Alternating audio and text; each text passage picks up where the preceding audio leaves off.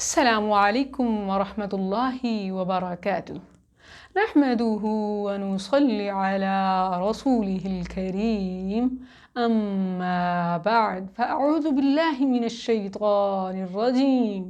بسم الله الرحمن الرحیم. Dear viewers، پاکستان میں مسلم اکثریت آبادی کے علاوہ اور بھی بہت سے مذاہب کے لوگ رہتے ہیں، جیسا کہ ہندو، سکھ، بدھ مت، کرسچن اور اسی طرح کی اقلیتیں.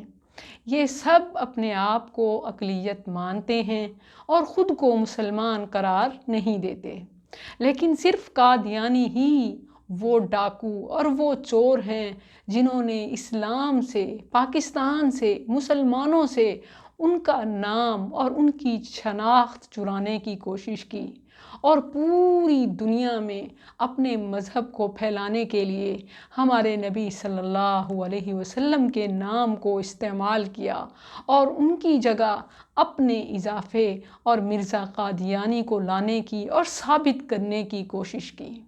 حالانکہ اللہ کا قرآن مجید میں واضح حکم ہے، ما کان محمد ابا احد من رجالکم ولکن رسول اللہ وخاتم النبیین.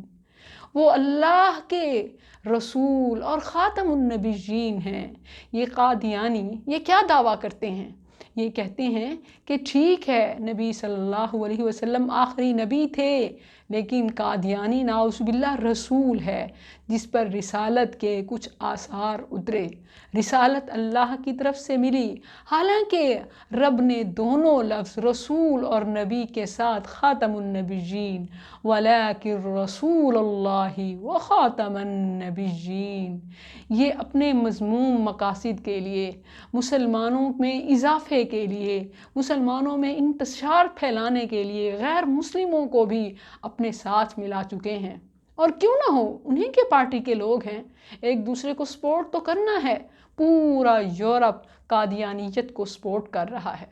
دنیا میں جتنی اقلیتیں ہیں ان سب میں مالدار یہی غیر مسلم قادیانی ہیں، اور ابھی اسلام سے، مسلمانوں سے، پاکستان سے یہ اپنا حصہ اور حق وصول کرنا چاہتے ہیں، اور انشاءاللہ یہ یہاں سے ذلت کے ساتھ، رسوائی کے ساتھ ان کا خاتمہ ہوگا.